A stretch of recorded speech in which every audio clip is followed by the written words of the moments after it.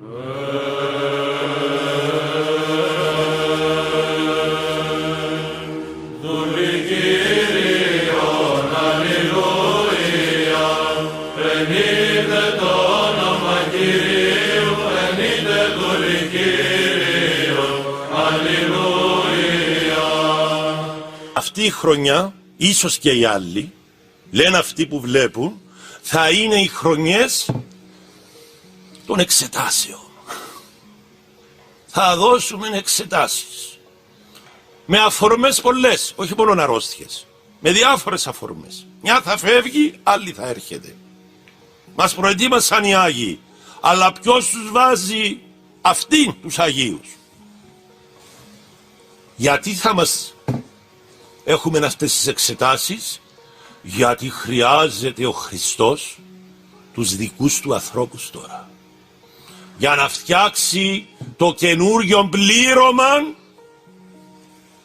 του σκάφους του. Ποιον είναι το σκάφος του Χριστού?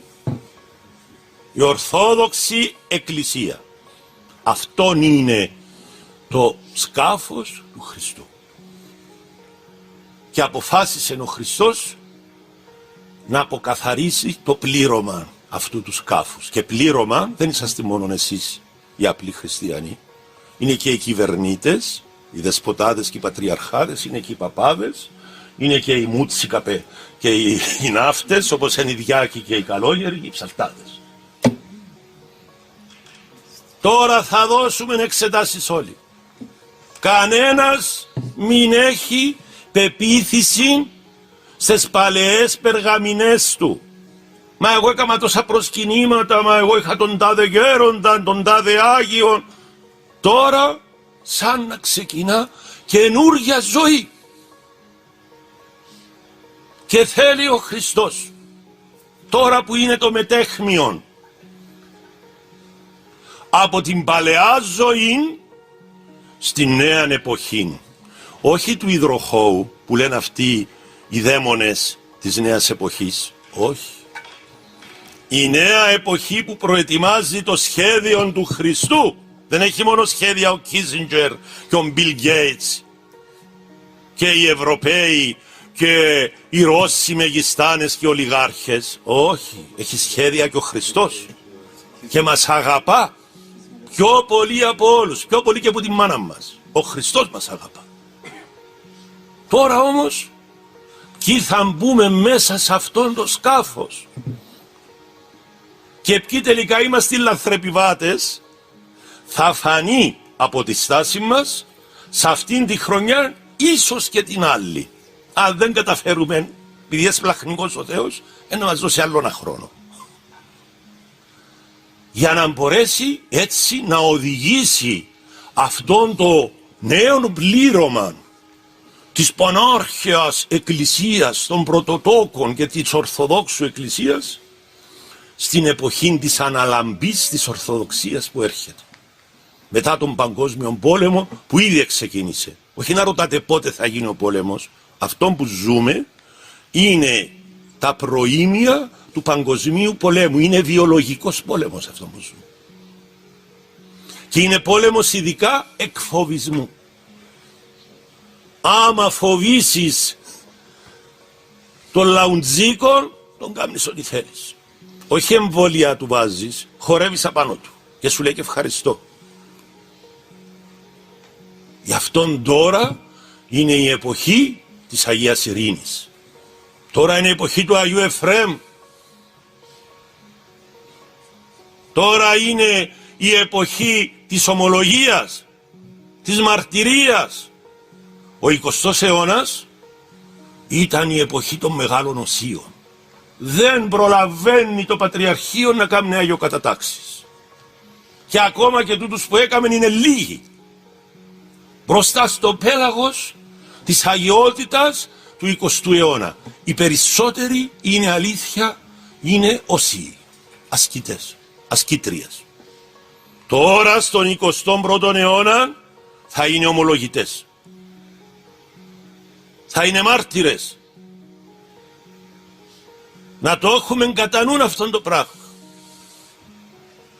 Χρειάζεται ανδρεία.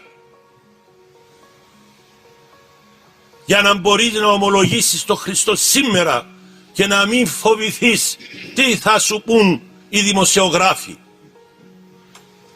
τι θα σου πούν οι άρχοντες του αιώνος τούτου, ακόμη και μερικοί από τους ρασοφόρους που δεν κατάλαβαν ακόμα το σχέδιο της νέας εποχής. Δεν είναι, πατέρες μου και αδελφοί μου, το πρόβλημα μας πώς θα διαχειριστούμε μια αρρώστια. Λες και πρώτη φορά ήρθε επιδημία. Όχι, η αρρώστια είναι αφορμή για να φοβήσουμε τον κόσμο και να δούμε πώς μπορούμε να ελέγξουμε τις μάζες για τα επόμενα που έρχονται και τα δρομολογούν. Γι' αυτόν παρακαλώ εσάς, πάσης ηλικίας ανθρώπου, διαβάζετε βίους Αγίων, διαβάζετε Ιερόν Ευαγγέλιο, ψαλτήριν, ευχήν, Κύριε Ιησού Χριστέ ελέησόν με, Περαγία Θεοτόκε σώσον ημάς. Μέγα το όνομα της Αγίας Τριάδος, η Περαγία Θεοτόκε σκέπε ημάς. Και η προσευχή γεννά προσευχή. Και θα έχετε και χαράν, θα έχετε και τόλμην και ανδρίαν, θα έχετε μέσα σας Χριστόν. Και αυτά είναι που έχει ανάγκη ο κόσμος. Και όλα τα σχέδια αυτών των δαιμόνων θα σας κάνει εντύπωση πόσο γρήγορα θα καταπέσουν και πόσο θα επέμβει ο Χριστός. Λέγε ο Άγιος Παΐσιος, σε τέτοιο βαθμό θα επέμβει που θα νομίσουν μερικοί ότι γίνεται Δευτέρα Παρουσία. Αλλά δεν θα Δευτέρα Παρουσία, λέει. Θα είναι η επέμβαση του Χριστού για να δυναμώσει την πίστη των ολιγοπίστων. Βλέπετε, έχει σχέδιο ο Χριστός.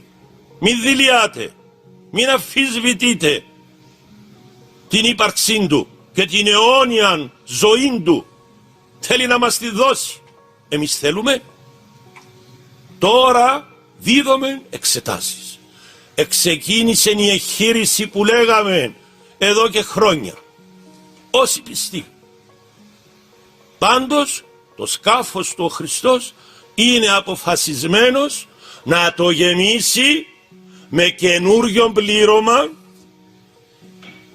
για να το οδηγήσει στην λάμψη της Ορθοδοξίας που έχει σχεδιάσει, για να γίνει αφορμή αυτή η λάμψη, το φως του να φτάσει σε όλους τους λαούς, σε όλα τα έθνη και να γίνει οικουμενική αλήθεια η Ορθοδοξία. Ύστερα είναι τα άλλα του Αντιχρίστου, τα χρόνια και τα άλλα και τα άλλα. Δεν είναι τώρα.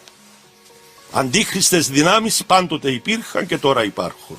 Αλλά δεν είναι η εποχή του Αντιχρίστου, που μερικοί λένε. Όχι, μην τα μπλέκουμε. Να έχουμε καθαρή όραση των πραγμάτων.